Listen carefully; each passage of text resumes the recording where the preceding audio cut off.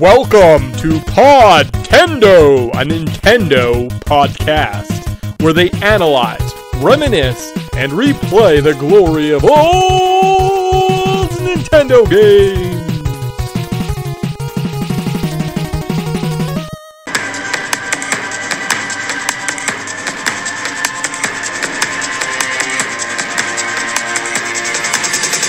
With over 100 new Pokemon in Pokemon Diamond and Pokemon Pearl, they're gonna be everywhere. Ready to catch, battle, and trade. Pokemon Diamond and Pokemon Pearl. Gotta catch 'em all. Only for Nintendo DS, rated E for everyone.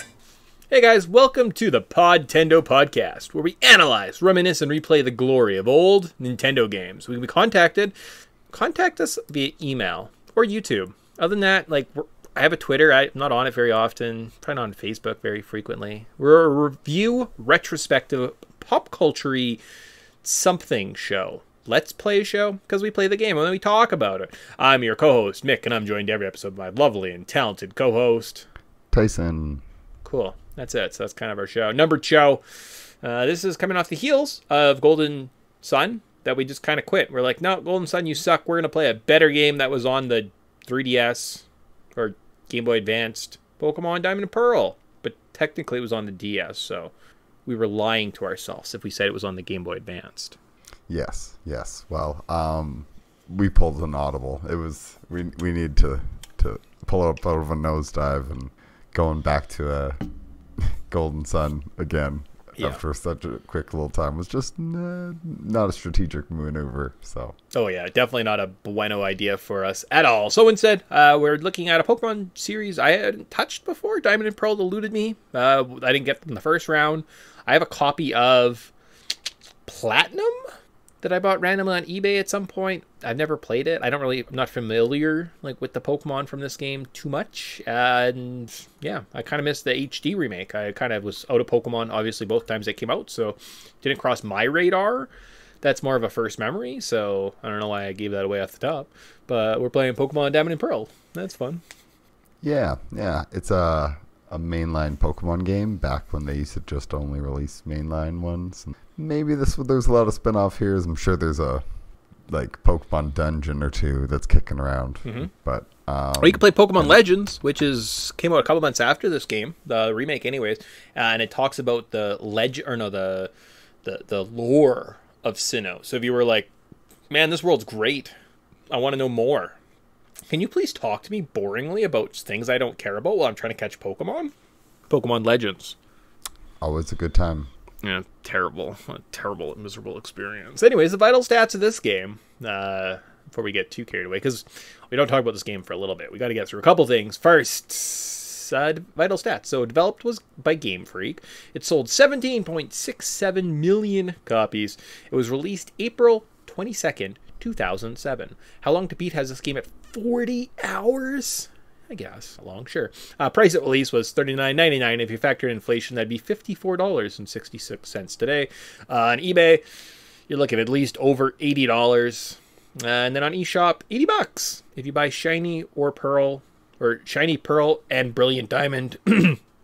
But I think you can get it for a little bit cheaper. I've seen it. I think I got my copy for $50 on Amazon. So, emulator or discount games in a game bin, which probably don't exist because I don't think Nintendo games ever go on sale. And where to play emulator, original carts on the DS or 3DS, and the remastered on the Switch. There you go.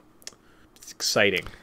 Yes. Well, I ended up doing they have a ticket system now, so I tried that out, and I just bought both Pokemon games. Okay.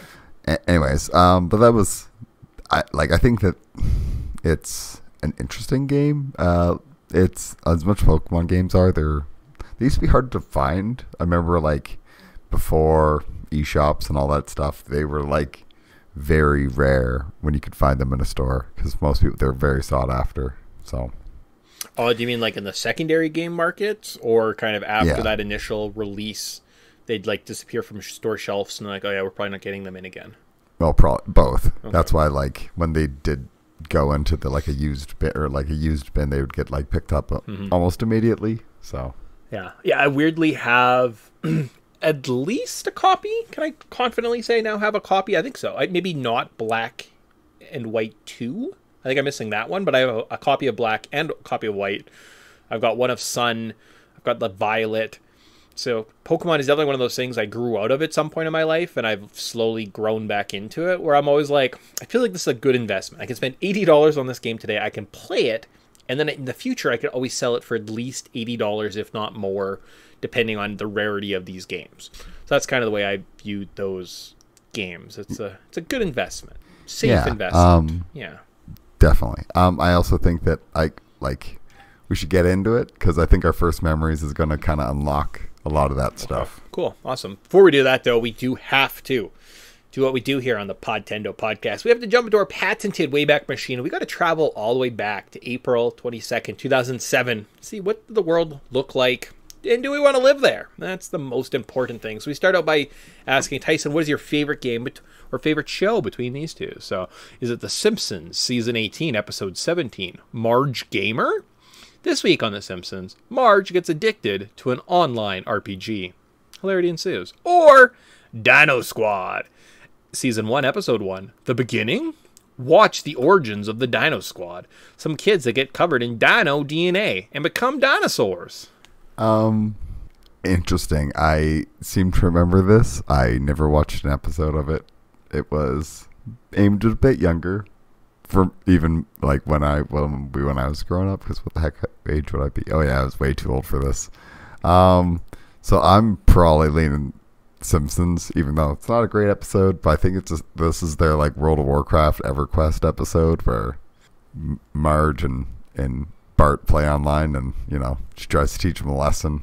It's pretty boring and terrible, but there's computer games in it, so it's not all bad. Yeah, and I could see like as a medium from The Simpsons. I mean, sorry, good job, Simpsons.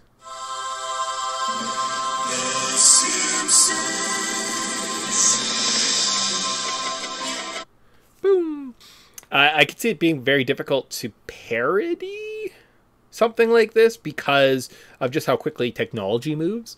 Right, in the year, by the time you write the show and then it gets animated and it hits the screen, a lot of things can change, and all of a sudden, like, you're like, up-to-date current events are just not current anymore, right? So it would probably be somewhat challenging to make fun of. Yeah, I think so. Which is probably why they went with more of like hey, online MMOs aren't going away anytime soon. Yeah. So let's just make it a Bart and Marge story. I also thought I would have had you with Dino Squad. It just seemed so... Come on, they get covered in dino DNA. Other shows you could be watching, though, are Mad Men, Burn Notice, Chuck, Saving Grace, Californication, Pushing Daisies, and everyone's favorite, American Idol. Top cartoons... Yeah, big oof. Are Phineas and Ferb, Yo Gabba Gabba, Total Drama, Stormhawks, and Super Y.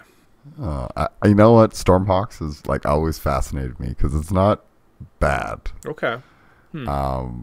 So it's I think the art kind of threw me off, but it's like Wind Waker kind of grows on you.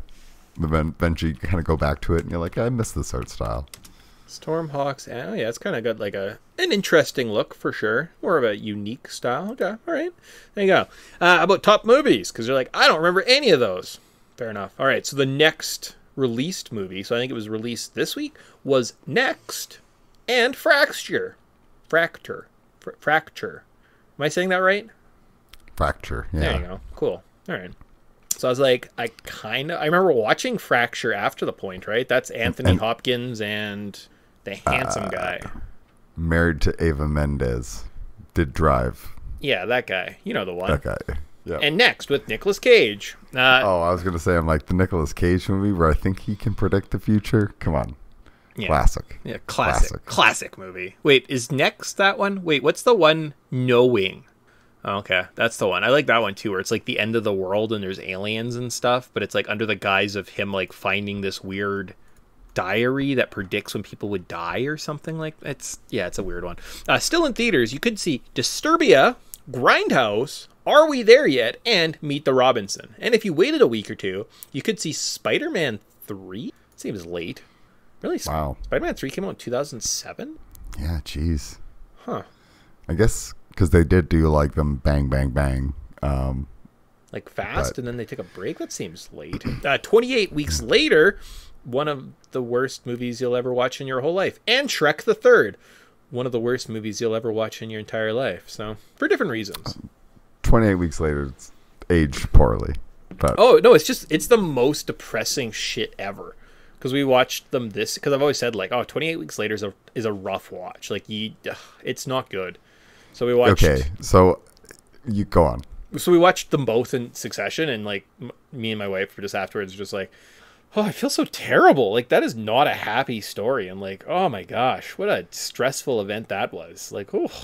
So, you know what I was thinking about the other day? Because Last of Us, the TV show's out. Yeah. I'm like, weird how many parallels there are to 28 weeks later.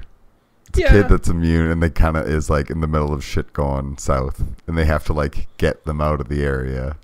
But, like, obviously 28 weeks later is a lot more contained. But the same thing, it's like, it's about getting an infected kid out of the area, but it has like a lot of family dynamics and everything. I'm like, interesting.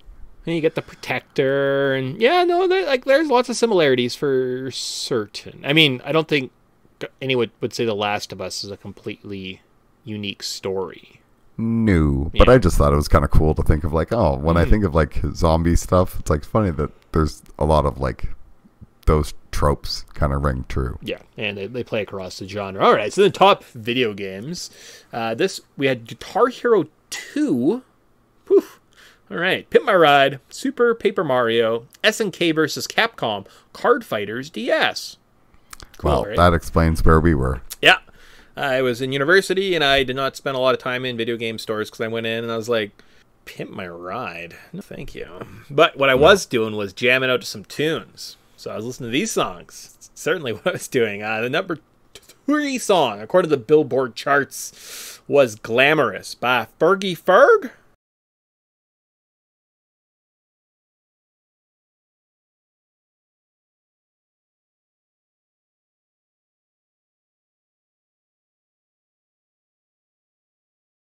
Everybody knows that song. Yeah. Yeah. Something... I think I heard someone... There's like a new song that's a sample's Glamorous. Oh, probably. That's all new music is nowadays. It's just But samples. I was like, are you kidding me? Like, Glamorous is an old enough song. Oh, it is. It's really old. What movie did we watch last night? A Cinderella Story with Hilary Duff.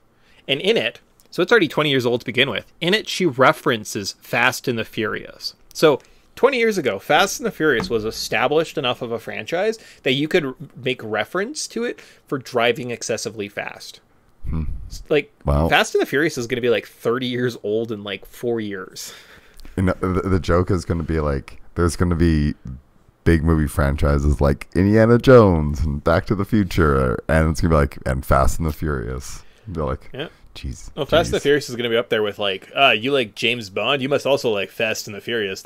I was going to make that reference, Yeah. but I didn't, so I'm glad you threw it in That there. classic genre film series, Fast and the Yeah. Furious. All right, but there were 2 songs. I don't think was featured in any of the Fast and the Furious movies. Was "Don't Matter" by Akon.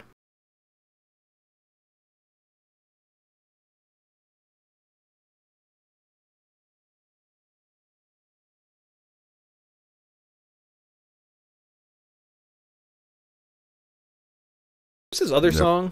I'm Mr. Lonely. Right, he did that one maybe.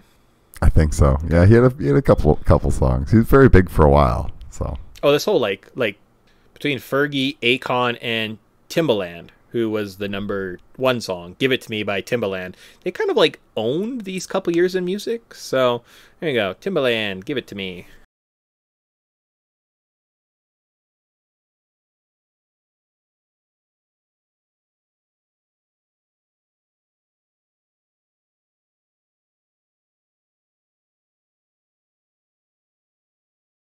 Yeah, it's crazy to think that in a couple years, Timberland's music is going to be considered like classical because it's over 25 years old. I don't know how that works. But Aging is the most disgusting things as human beings that we do. And this show only makes it harder to stomach. So, woo! You're welcome. You're welcome. So that's what we were all getting used to when this game got released. I mean, yeah, this game was released. I was definitely playing NHL, maybe NBA, and listening to those songs. So, good job, me. And longing for the days to be like, to only play Majora's Mask. What a novel concept, playing old games. Emulators just don't exist yet. Good times. All right. And we were probably playing lots of Guitar Hero, let's be honest. Yeah, if that came out this summer, I know exactly. I was practicing those sick moves. I wanted to build a 5-star Freebird on Expert, become a rock star. Development details. This game was designed with the DS unique abilities in mind, such as Wi-Fi capabilities and slots for GBA games. The action buttons are larger and color-coded in this game to help players that are unable to read. The touchscreen interface was designed to encourage players to use their fingers rather than stylus to manipulate the screen. Though most of the graphics in Diamond and Pearl are 2D, some of the background elements are three-dimensional. This decision to retain 2D graphics in Diamond and Pearl drew criticism. In response, they said, we wanted to maintain the original idea of Pokemon being a game that you played on a big map, and explained that physically the games were now in 3D, but were designed to maintain the original feel of the games. That doesn't really sound like an explanation. That just sounds like you were being lazy. Nintendo released a statement detailing glitches found in the Japanese release of Diamond and Pearl. These glitches cause players to be stuck in a game wall or lose save data. That's a terrible glitch. Nintendo released patches to certain retailers in Japan to fix these glitches. Fascinating. And then in mid-2020, data miners leaked the source code for Diamond and Pearl, revealing a collection of unused sprites and scrap designs for new Pokemon. They were first leaked onto Reset Era and were part of a series Nintendo-related leaks of unfinished builds of games in development. All right, well done. Yeah, well, I'm not surprised that this game was kind of glitchy and missed a lot of Pokemon, because it feels it. Oh my gosh, there are just... Yeah, we could talk... We'll get into it, but... Do you like Geodude? Because if you do, this game might be amazing. Or Bidoof. Oh, no, the worst part with Geodude is I kill him in one hit, but they're always sturdy. I got him, kill him, and I was like... It's true. He used rock polish, he got faster. I'm like, I don't... Why are you alive? You use waterfall again. Yeah, like sometimes I just ran away at that point, and I just, like, in my mind, there's like a lot of injured Geodudes living in caves, and I was like, I hope you fucking evolve to deal with this broken arm that I gave you. It honestly, like, let's talk about Geodude for a second. What kind of a Pokemon just has self-destruct? Like, just at any point in time, just like, no, and just like blows up. It's like, yeah. What a tragic life these Pokemon live. Yeah, they're pretty, oh gosh, dudes. Damn it. So the controls of this fun game. Pretty standard RPG stuff at this point. You move around the overworld with the directional pad and interact with the world. You start with one Pokemon. You can collect more by encountering random ones in grass, caves, /water, and capture them with Pokeballs. Your team can be completely customizable with no clear best team. Each Pokemon can learn up to 4 moves, and if you're really serious with this game, you can try breeding them together to make better Pokemon with better natures, and then IV and EV train them. You'd have to look that up to figure out what it means. You can beat the game vanilla pretty easily without worrying about the whole breeding and training your team. And there are trainers that you can fight to gain experience. And just like every other Pokemon 4 and to the end of time, you have to collect 8 gym badges so you can fight the Elite Four and become a Pokemon Master. And I definitely just didn't copy that from Pokemon Gold. You know what? It's that's, you could basically copy and paste it, because that's what they did with the structure of this game. The controls and story are definitely unique to just this game, and definitely not copied off our last Pokemon podcast. So that's fair. Okay, all right. Yeah. So then, first memories of this game. So I think I missed this one. Team. That's my first time playing through this game. I want to copy a platinum. That's it. Well, I ruined it already. I said, what are your first memories of this? I kind of figured out that this was the game that we stopped playing Pokemon with. So you played... This is generation. We played, because I played Red, Gold, and then I got Ruby. See, I never got Ruby. That's interesting. See, I had missed out on Ruby. So I had stopped a little bit before this. So this is your generation that you stopped. Yeah. Well, I didn't finish Ruby, so I was kind of falling off halfway through that. Okay. And by this time it hit, I was on something else. Mm-hmm. So this is my first time kind of playing through this game. And, I mean, I guess we can kind of say it now. It's like when we first decided to play this, that's why we pulled the audible of like, skip Golden Sun, let's play this. Because honestly, it is a lot of fun. They polished it up really well. So it's a really, has a lot of throwbacks, and it lures you in. So before you know it, you're like 20 hours into this game. Now, is it the best game? We'll see by the end of this. Yeah, like at this point, it is definitely copy and pasted from the other adventures. That does feel a little wooden at times, right? And there's some things I'm like, did you guys even care about this when you're making it? I don't know. Yeah. I don't know about this one, right? It has errors, but yeah, we'll get to it. But first, we have to look at the story of this game before we can talk about our own unique experiences. So you are a 10-year-old. Your dad is a gym leader. Ah! I should have just copied. You don't even have a dad. Your parent, you only have one parent.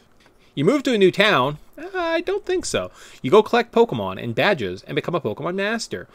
Hell, you even stop some evil organization's plan and save the world while you're at it. See, and I didn't copy it from Sapphire and Ruby. But I did, because we're definitely not the gym leader. Huh. Well, then. Yep, definitely not. Damn my hubris.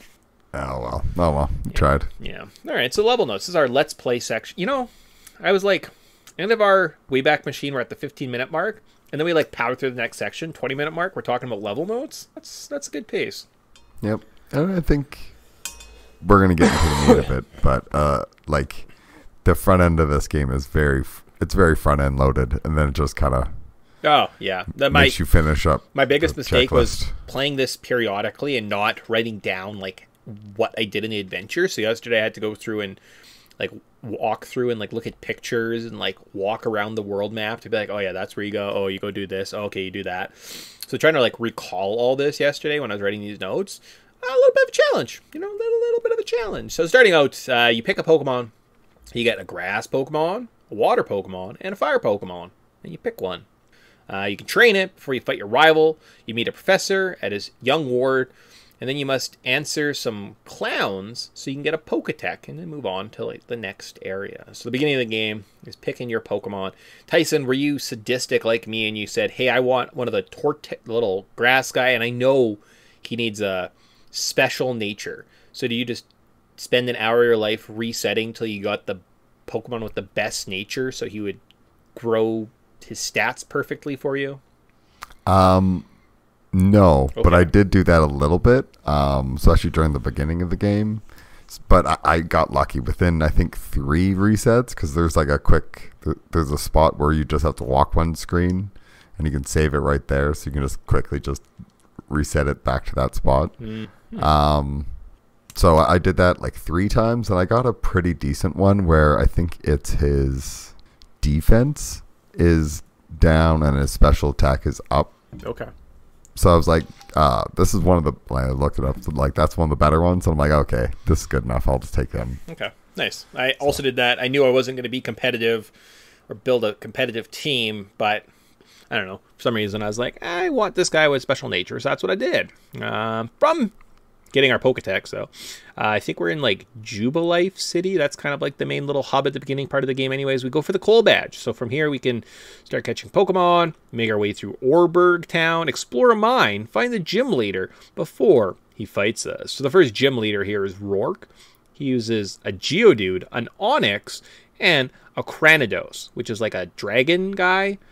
Did you pick a leaf Pokemon or a water Pokemon, or does your fire starter have a fighting move? Well, you win, so congratulations. It's pretty exciting.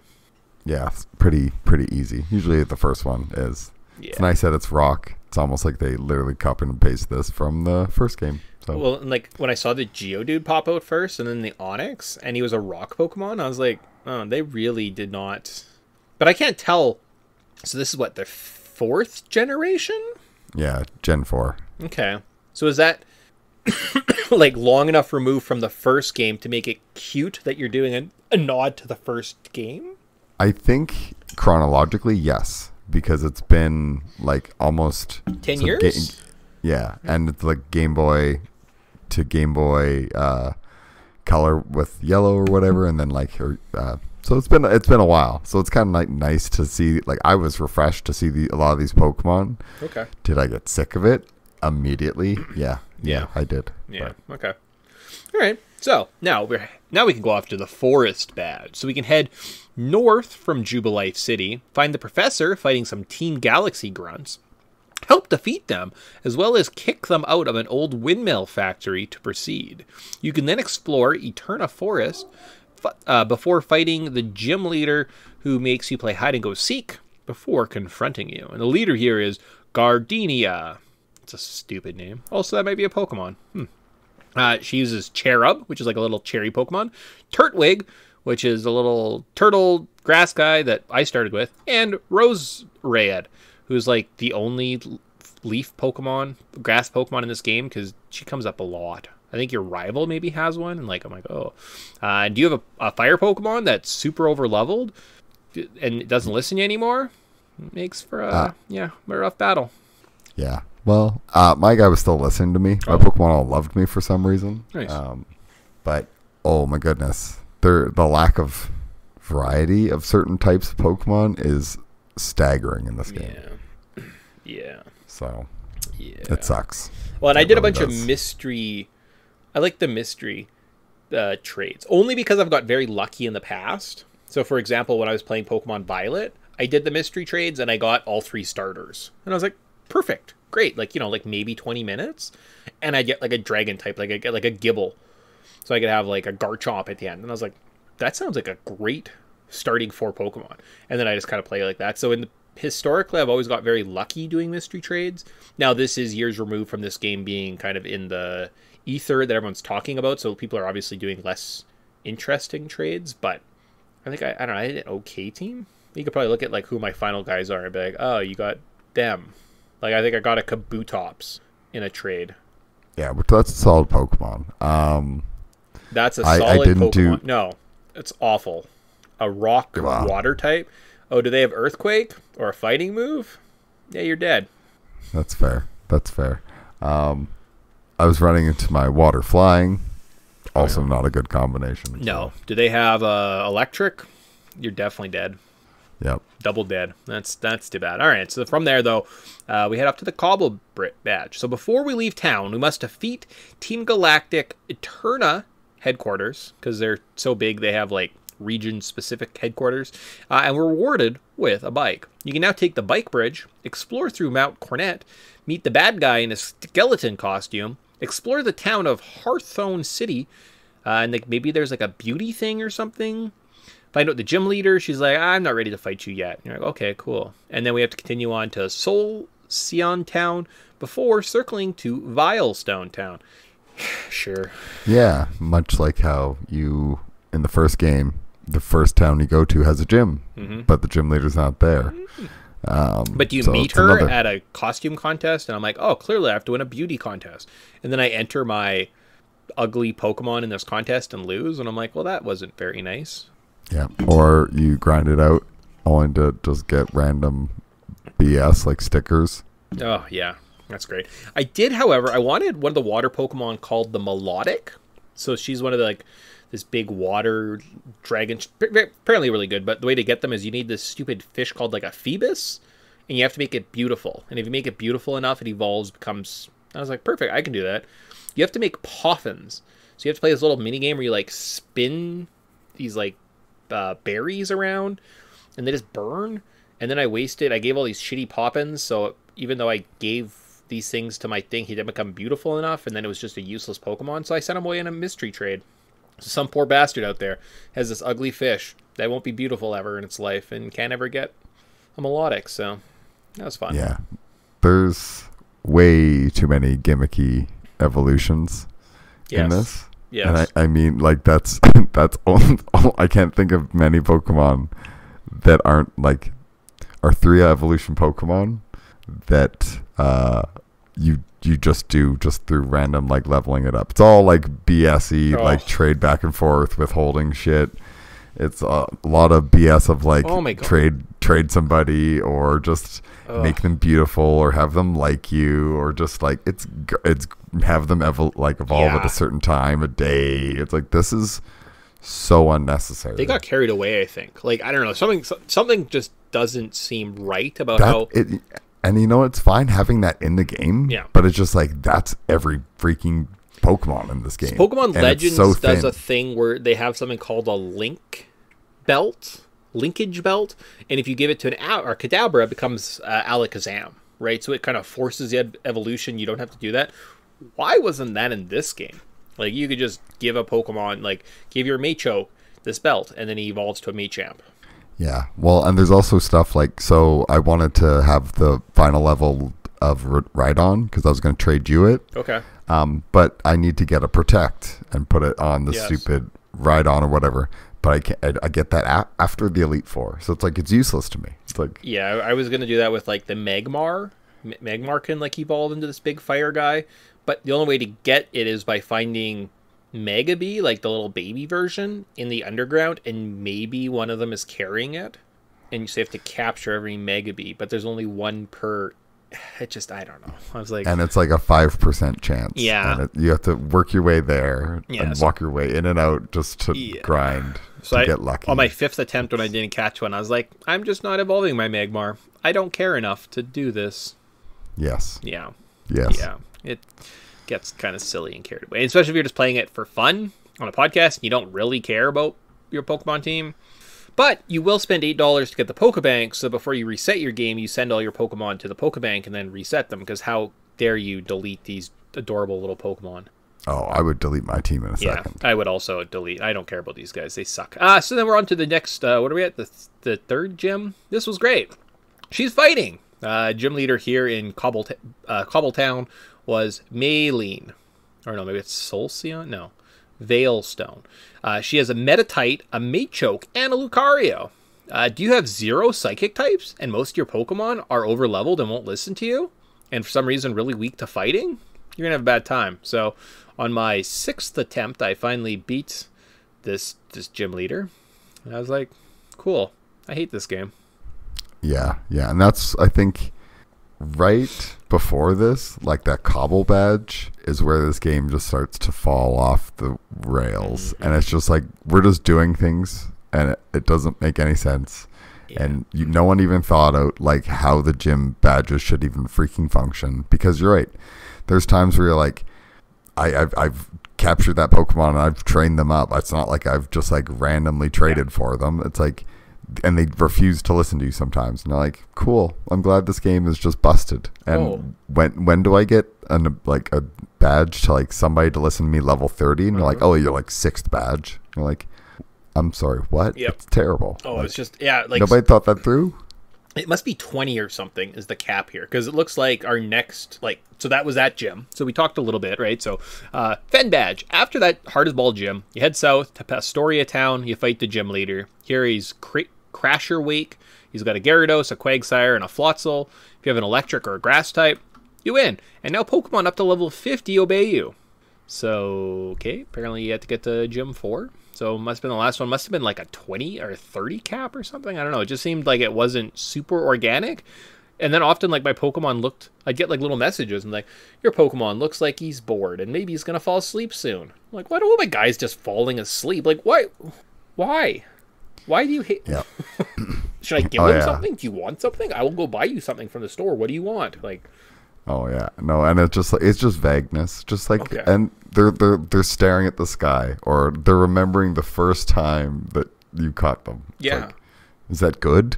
yeah, am I doing a good job? Because I don't want my team to hate me, right? And now, like, I also don't want to use them, because sometimes they're like, he'd prefer not to use that move right now. Yeah.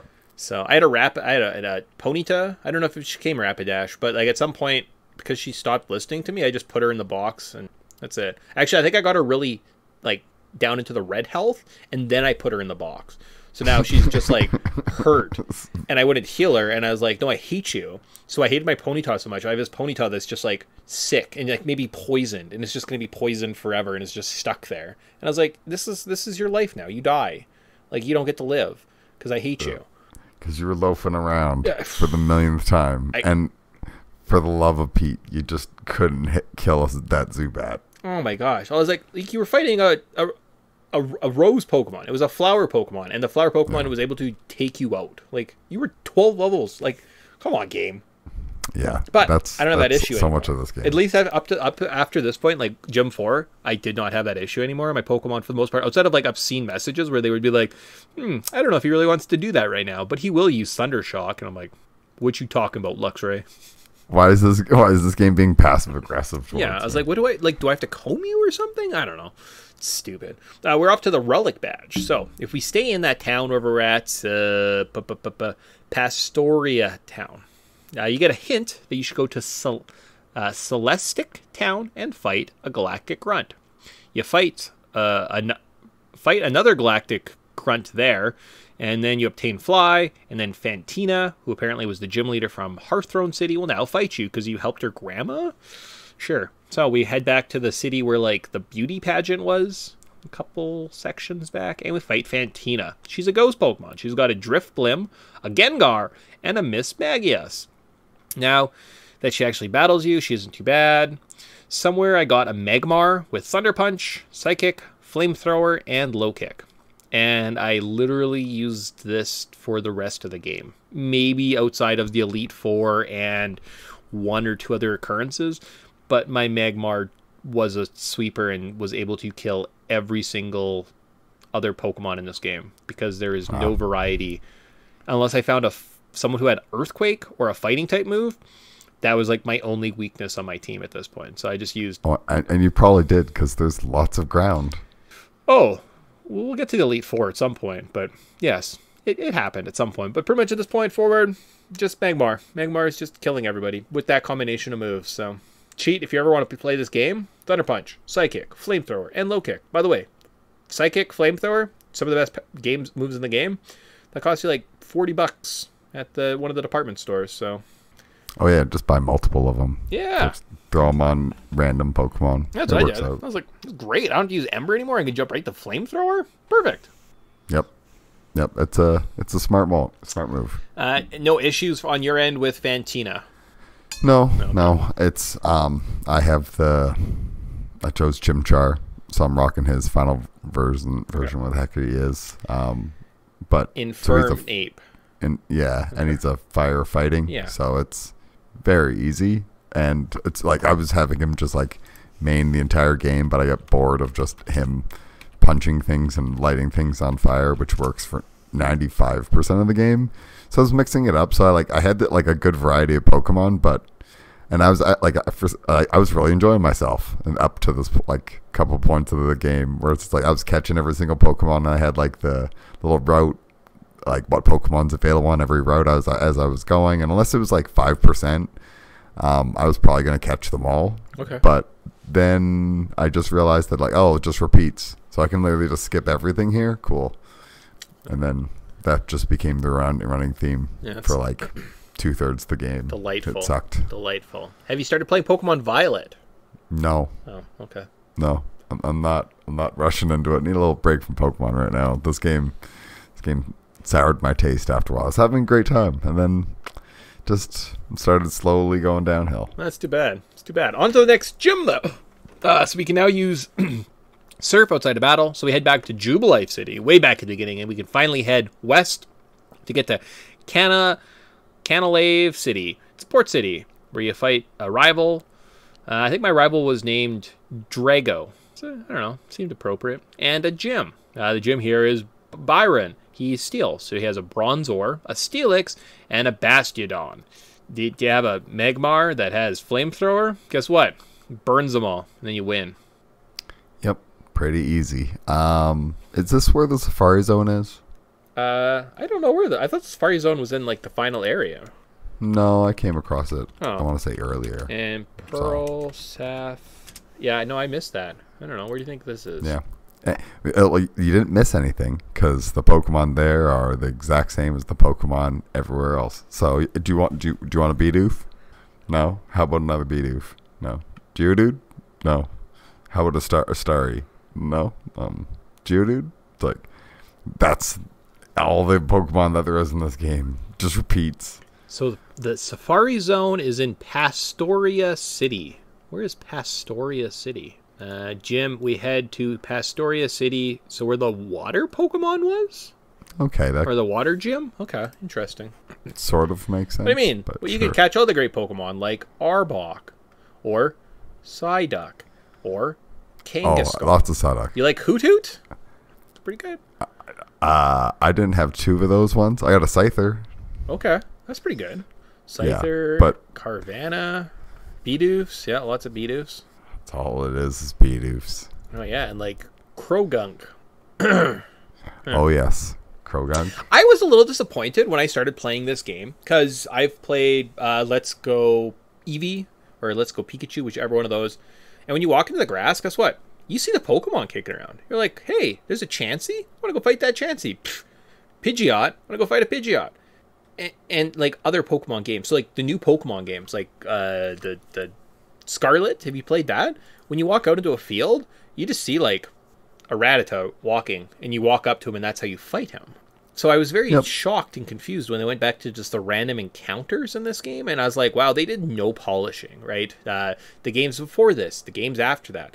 I don't own Sword and Shield, but I kind of want to play those games because it looks like it's kind of fun because you walk into the grass, and all of a sudden a bunch of Pokemon appear, and you just like pick and choose who you want. So they kind of evolved past that, you know. And then the next game that comes out is this game, and they go back to the random encounters. And I was a little disheartened because I think we've evolved past the random encounters, right? And I think they should be able to figure out how to have Pokemon in the overworld, right? Yeah. Well, and I think, especially since this is a remake, that would have been a nice thing to add. But it's just random encounters. So when somebody's 5%, just keep running around in circles. Yeah, that It's sounds pretty awful. Sounds delightful, is what I would say. So now we have to go to Icicle Badge. So the professor shows up and says, Team Galactic is doing trouble at these 3 lakes around Sinnoh. We should go stop them. So we're successful at Lake Valor and Verity, but before we can enter the last lake, we have to make our way through Mount Cornet, traverse some snow, and get the 7th badge in Snow Point City. The leader here is Candace. She has a Snovel, a Snover, a Sneasel, a Medicham, and an Aboma and a Snow. Aboma and a Snow. Now say it with us, everybody. Now if you have a fire Pokemon, you just throw fire on these. Oh, I do. I have my Magmar. He has Flamethrower. Yes! Oh, if you just spam that, guess what? You're going to one-hit everybody. Cool. It's good times. Yeah, good times. Awesome. Great.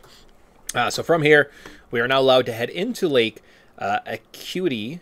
When we can travel to Vilestone City, we get the storage key from some stupid grunt. We fight through the Team Galactic headquarters, and after we win, we free the 3 lake spirits and journey up to Mount Cornet to engage in one of the legendary Pokemon, either Palkia or Dialga, depending on the version.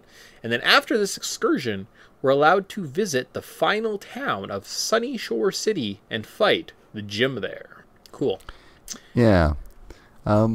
It's the final kind of battle. I guess this is where like the double battle with the 2 people. But leading up to the main guy, or I guess his name's the boss or whatever that his name is. It's those 2 were actually kind of tricky because I think that they had a Pokemon that I think had fighting moves or something. Goddamn fighting moves. They're just so tough. Yeah. And like Lucario. Lucario kicked my ass. Lucario became really popular. I don't know where Lucario came from. Because like they were like a Smash character at some point. So I'm not sure which game. I assumed it was this game. I had no sniff or hair of catching a Lucario. So I don't know that's fair. Yeah, I don't know if I wanted one on my team, but I know when a Lucario showed up, like if I wasn't using Earthquake against it, it was fucking my team up. So no, and there's way too many lopsided Pokemon because everything's so freaking restricted. Yeah.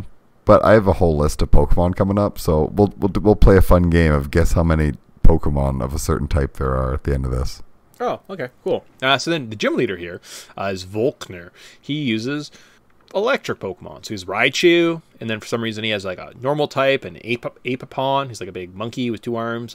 Tillery, he was water, and a Luxray. So Earthquake, does make quick work of this gym, which is nice. And we are now granted access to Victory Road, which was like kind of a challenging dungeon, sort of. There was like 2 puzzles I was like, had to think about. But if you use repels, just nothing attacks you, and it's kind of easy. And my team was already over leveled, so I didn't have to worry about that. My biggest gripe with this game is the Pokemon that are available. So this is your final area of the game. This is it. Victory Road. You should have the strongest Pokemon. And what I'm faced with are Floatzels, which is like a stupid little otter guy. I don't want him. A Golbat. Why? A Graveler, a Kadabra, a Machoke, a Medicham, an Onix, and a Steelix. Why aren't there more unique generation-specific Pokemon available right before the end of the game? Or at least something I could use on my team. But like I could capture all these Pokemon and then trade them with my friends and have final evolves, but I don't know, it just leaves a lot to the imagination. And we didn't mention this enough, but if you like, I think every area in the beginning of the game just has Geodudes in it. Geodude's everywhere. He's in mountains. He's outside of mountains. Oh, there's a Ponyta. Oh, a Ponyta. That's the only fire Pokemon you'll ever see in this entire game. So hopefully you like Ponyta. Yeah. Do you want to know how many fire type there are? Yeah, let's lay it on me. Just guess. It's 5.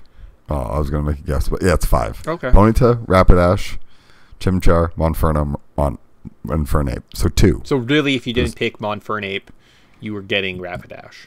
Yeah, okay. That's it. Grass has 12. And you're counting every evolution, not just a line. Yeah, exactly. Okay. So like, but it's so thin, and then we go to stuff like rock. Rock's not that well represented.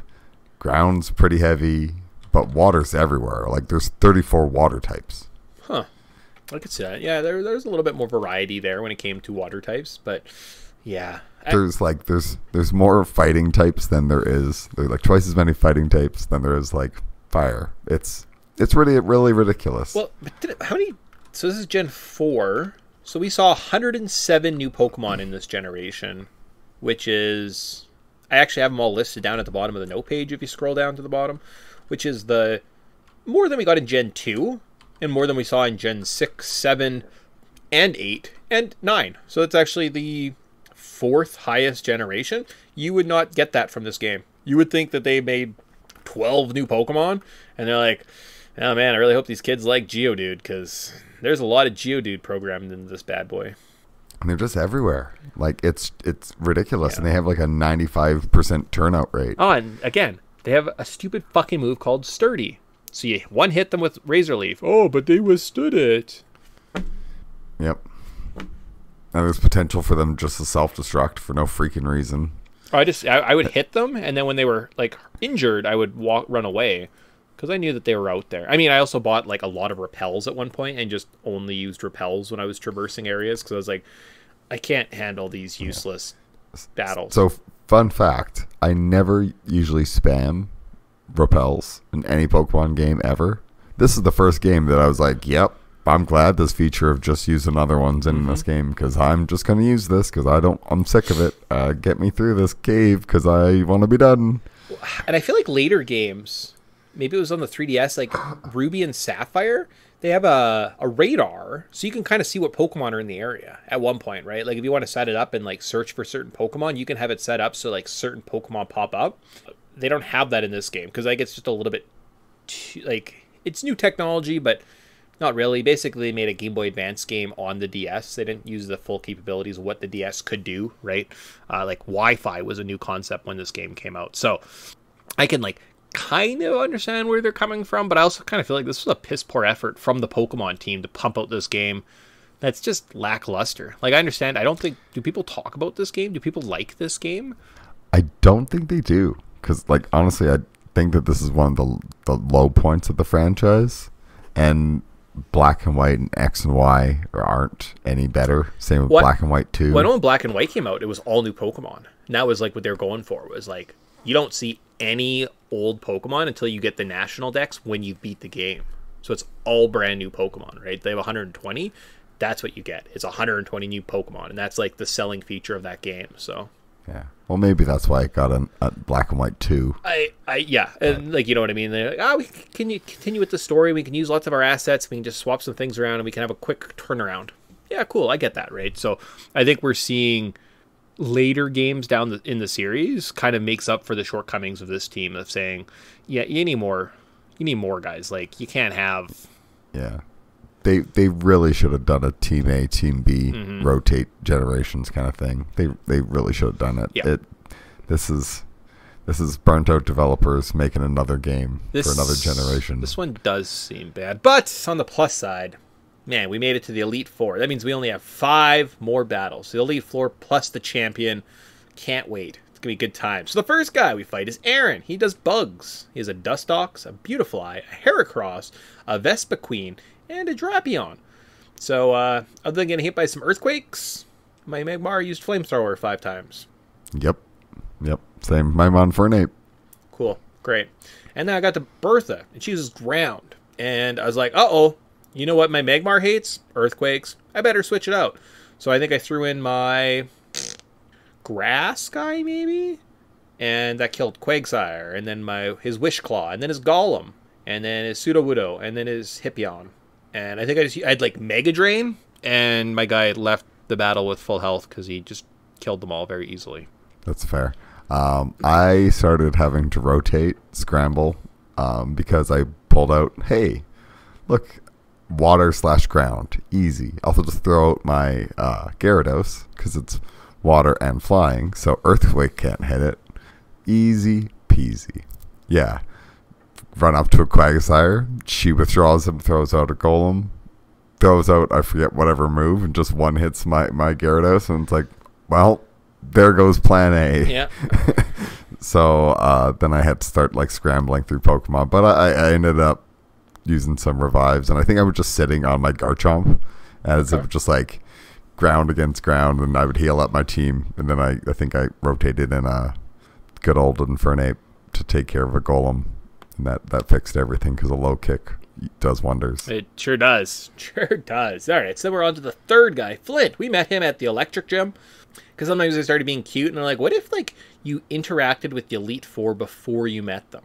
And then they don't do much with it. Because Flint shows up, and he's like, oh, man, I can't believe I fought you. I'm fire. Bye. And he's like, yeah, I saw you earlier. I was like, oh, you did. And you're fire. And you have a Rapidash, and then a Steelix. That's not fire. And a Lopunny, who's normal, not fire. And a Drifloon, who's ghost. And then an Infernape. I was like, you're the worst fire gym I've ever seen. He literally is. He has 2 fire Pokemon. Yeah. 2 of his 5 Pokemon, like less than half, are not fire. Yeah. But the Steelix has a Fire Blast, or a Lolo Punny has a Fire Punch, and a Drifloon has a other stupid move. But also, that's right. Yeah, Will-O-Wisp or something. Yeah, hardest bloody Pokemon. That thing burned my entire team. Yeah.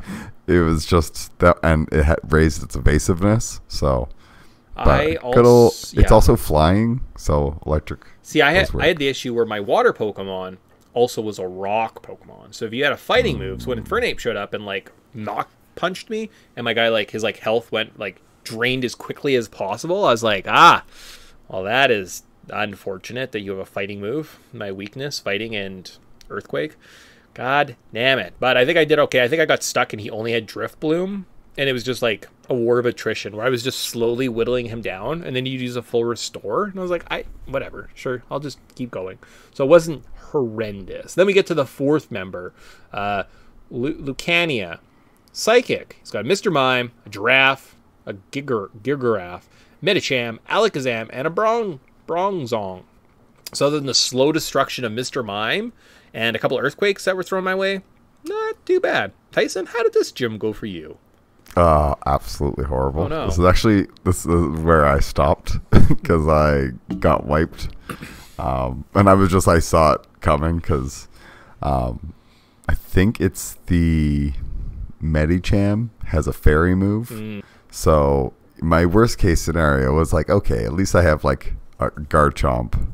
And I also had the legendary Pokemon in there because I was like, having a Steel and an Extra Dragon never hurts anything. But yes. And I figured, what can hurt? It's a Infernape and a fighting. But they also have stuff like Earthquake. So that kind of took him out. And then I was left with a Haunter because I don't have a Gengar. And a Kadabra. And then I was left with who is left standing at the very, very end. I was trying to think. That'll come to me. But it was just like, wow, my entire team just got wrecked there because I overlooked Psychic so badly.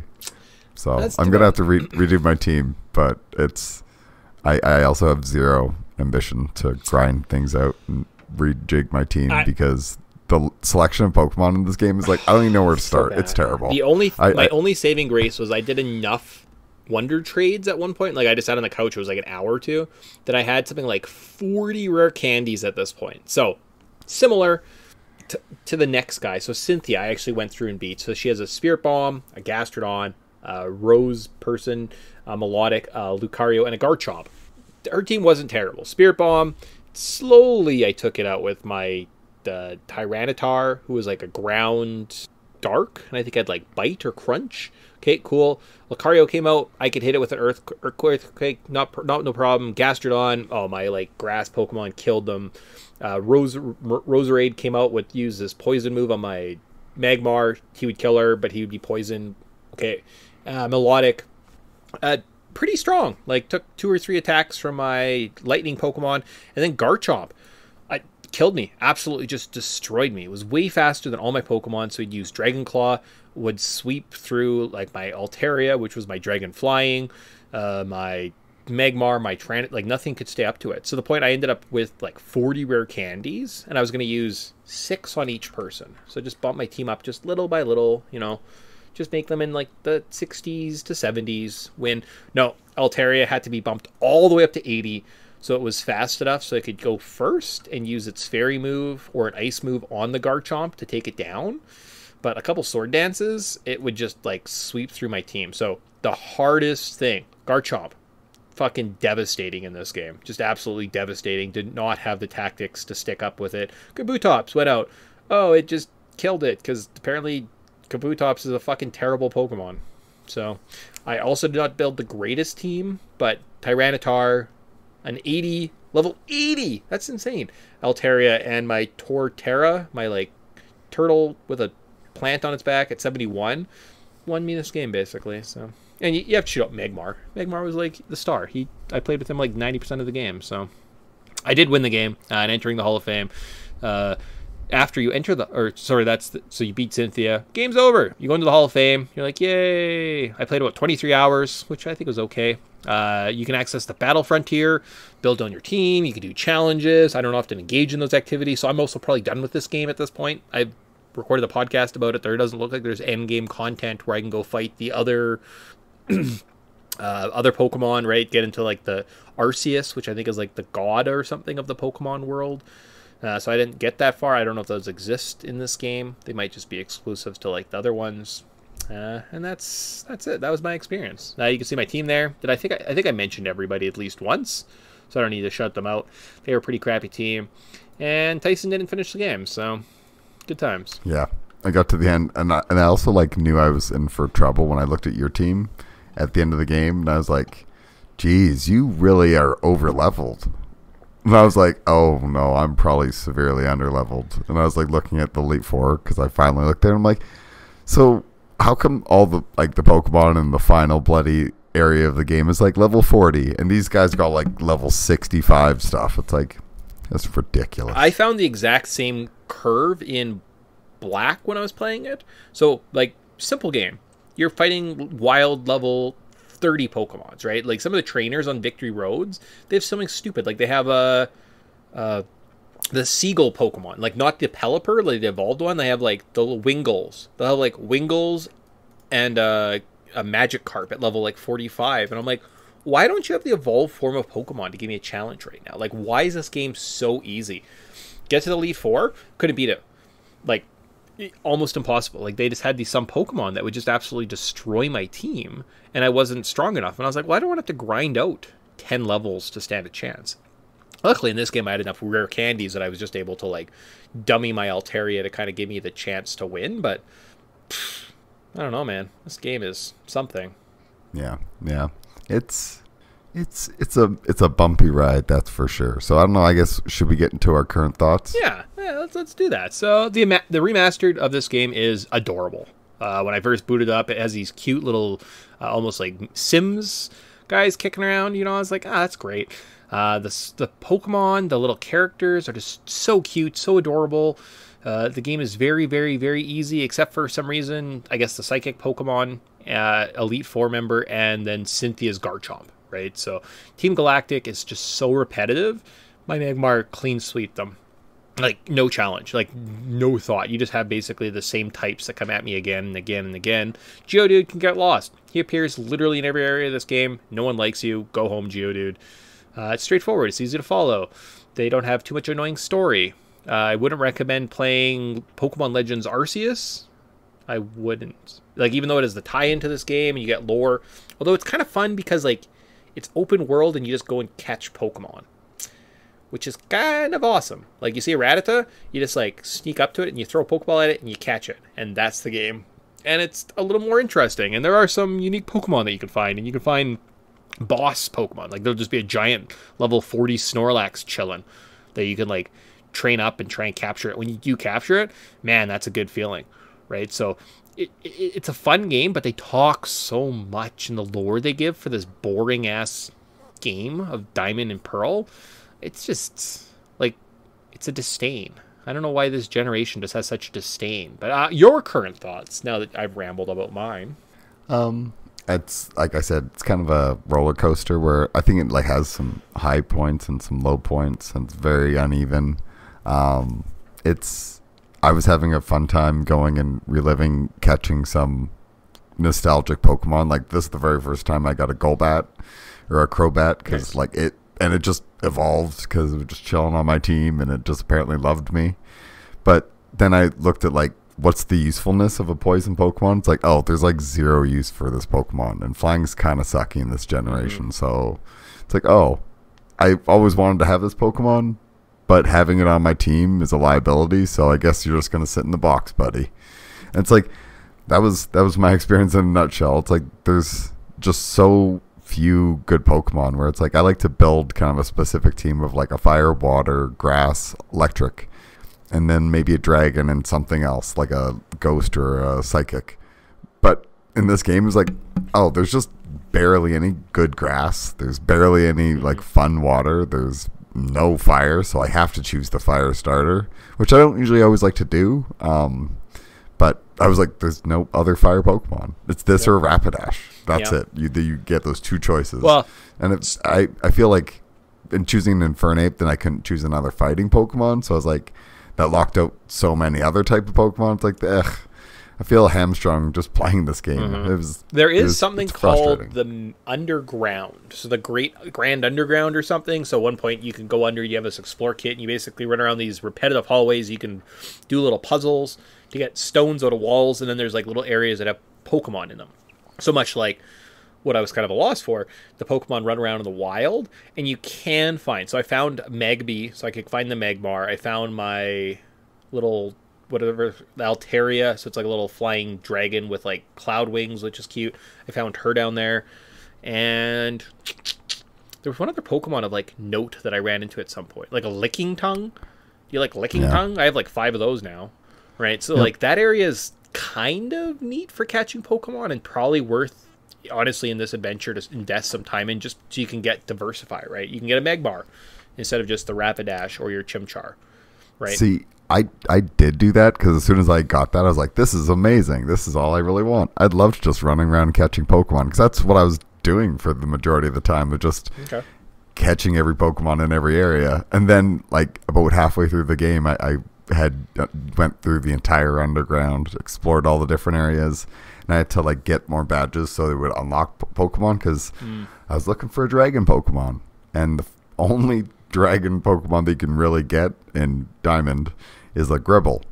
Gribble's cool. Which are, like, Gribble's cool. So, but I had to get to, like, the 7th badge, and then in the underground I could get it, or after, like, the 7th badge I could finally use Flash, and then I could finally work my way through a certain area where I had strength and everything, and then I had a 5% chance of grabbing it, so I was like, I'm just going to go to the underground. But at the same time, it's like, this is the only dragon Pokemon you have? Like, this, like, the choices of Pokemon in this game just drive me nuts because I don't care about the millionth Geodude. I just don't. They're everywhere. And there's so many repetitive Pokemon where it's like, oh, cool, an Abra. And you're like, I've seen a million of them. Cool, a Machoke. Seen a million of them. Yeah. It's like, I went through all the different areas and I spent a ton of time. And it's just like, at the end of the game, I still like, of all the Pokemon I've caught, and I've tried to grind out as many as I possibly could, it's like, I just have terrible selection of what I have to choose from. It's like, and I just don't want to build a team of Pokemon with these Pokemon. And that's a problem. And that's my biggest problem, so. Yeah, no, I feel that. Rampardos. You're just a rock type, eh? There's like a cool, like, Cranidos guy. He kind of looks like a dragon with, like, a hard head. And I was like, oh, that's probably a cool dragon type. No, just a rock type. So, that's lame. Yeah. Yep. Or a rock steel. Rock is bad. Like, Rock sucks. Doesn't rock also get hurt by lightning? It's like ground that's resistant, but for some reason rock can get like electric shocked. Probably. Yeah, it's immune to rock nothing. Is just... It's a resistant to normal, flying, poison, and fire. Cool.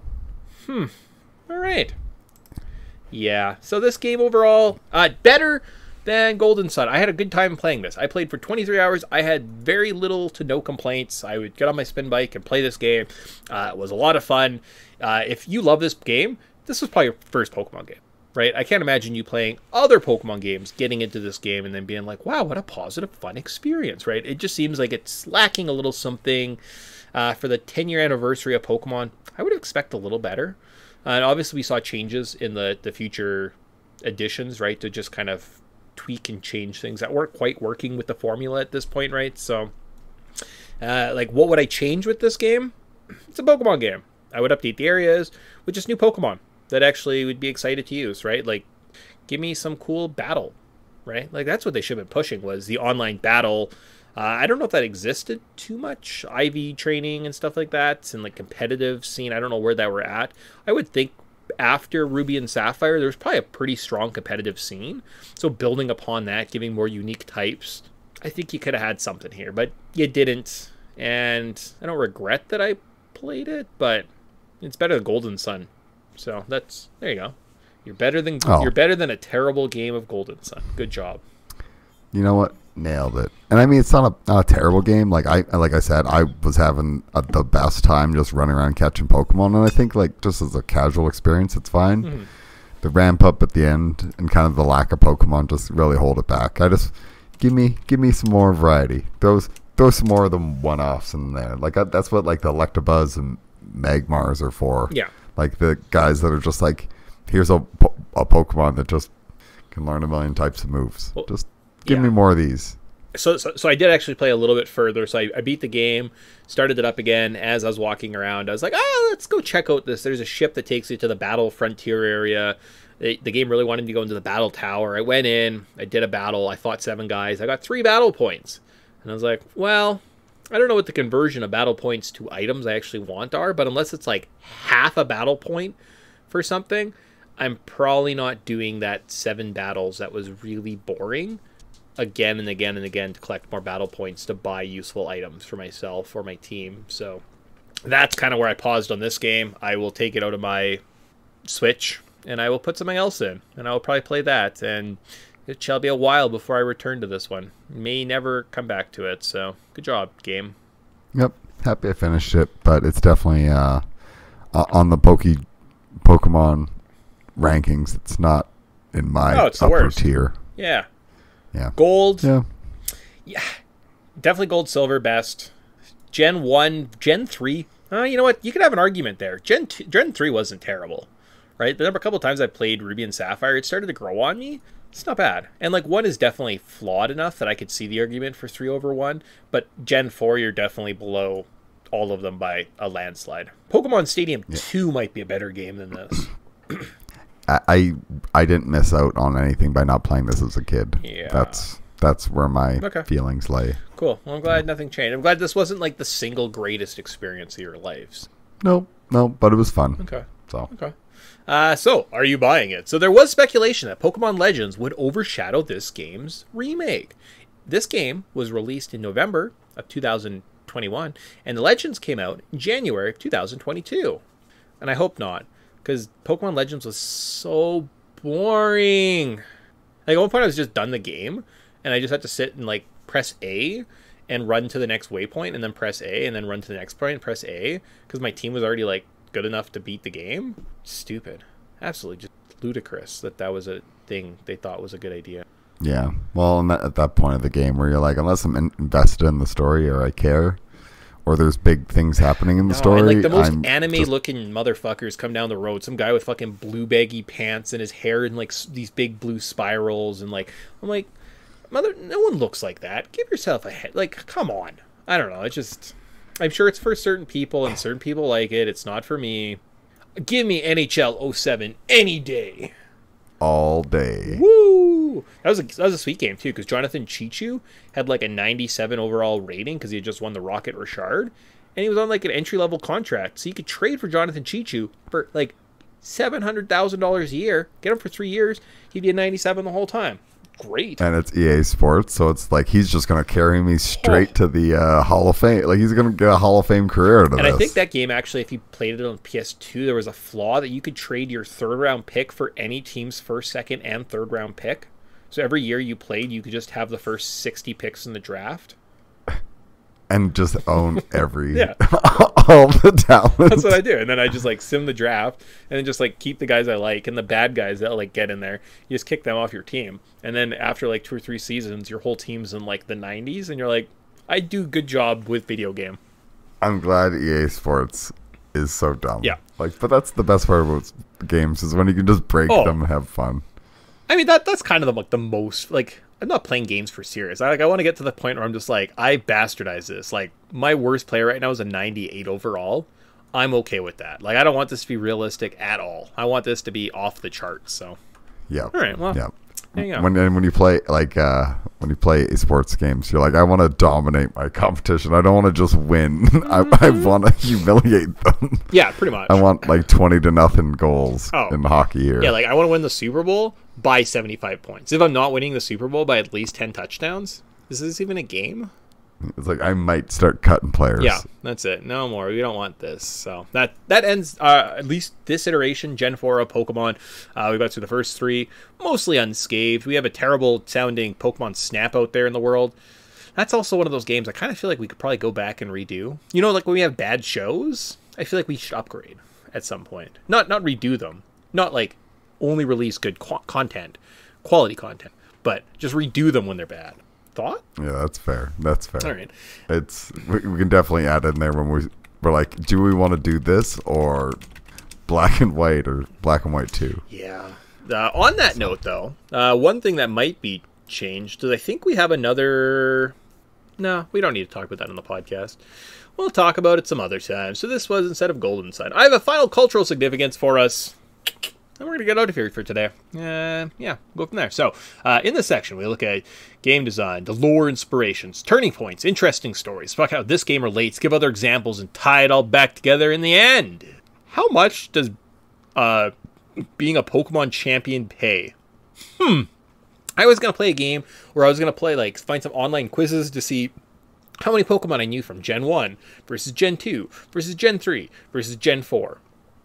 And I wrote them all out, but I just didn't get around to it. So yesterday, however, though, I was like, because I think one of the end, I think Cynthia, when you beat her, she gives you like 13,000 Poké Dollars. And I was like, is that a lot? So I started doing some digging. Let's look at the anime as a point of reference. So Season 1, or the like Gen 1 Red and Blue games, lasted for about 5 years. Season 2, or Gen 2, Gold and Silver, lasted about 3 years. Gen 3, so Ruby and Sapphire, we had 4, as well as Gen 4. So Gen 3 and 4 both lasted about 4 years of real time. And then all subsequent journeys, so Black and White, X and Y, Sun and Moon, Sword and Shield, took about 3 years. That's kind of how that works. So Journey 4, or Gen 4, gives us about 52 episodes. So if you call each episode a week, right? 7 days-ish on average. I'm sure like there was 2-parters that led into each other, but I kind of feel like it's fair to say a year happened-ish for you to become Like, you leave your town to when you're a Pokemon champion. Some lapsing of time must occur, right? The most money you can carry at any one time in one of these adventures is 1,000,000 Poké Dollars.